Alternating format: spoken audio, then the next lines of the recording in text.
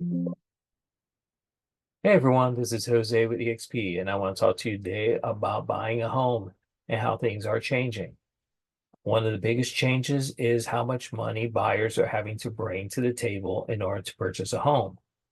Now, in the past, when buyers went house hunting, they found a house, they liked it, they put an offer was accepted, they would go through the appraisal process, they would go through inspection process, and then they would come to closing.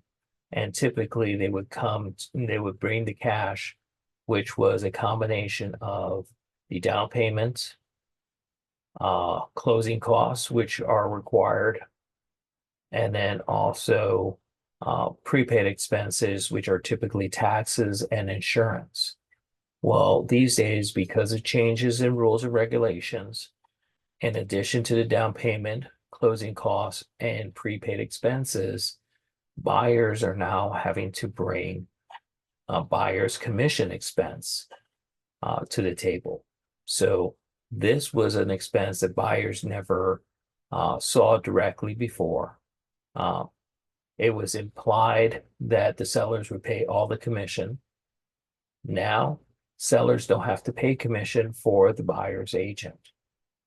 Now, this is good and bad. The good is your buyer's agent now works for you exclusively. In the past, if you did not have a written agreement with a buyer's agent, the seller was paying your buyer's agent. So guess where their loyalty may reside? With the person that's paying them. Now, the good news is you as a buyer are going to be paying the commission, which means you have a agent that is on your side. He is loyal to you, and he will negotiate vigorously on your behalf. The downside is there's an additional expense that you didn't pay before that now you're having to pay. And that may be a little bit of sticker shock for some people, particularly first-time home buyers who may have limited cash. So what do you do? Make sure you're working with a buyer's agent that is going to negotiate vigorously on your behalf, negotiate the best price, the best terms, and in some cases, negotiate a seller's credit that will help cover some of their commission. Now, keep this in mind. They're negotiating on the buyer's behalf to get a seller's credit. That's different than in the past where the seller was paying the seller agent's commission and paying the buyer's agent commission, which indirectly meant that the buyer's agent was working for the seller as well as the seller's agent was working for the seller. So this brings equity. There's not necessarily a bad thing about it.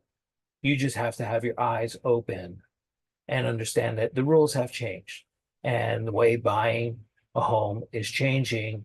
And you want to make sure you're working with a realtor that understands these changes and is going to work aggressively to get you the best price, best terms. And if there's seller credits involved, get you the most amount of seller credits possible to then make it easier for you to buy a home.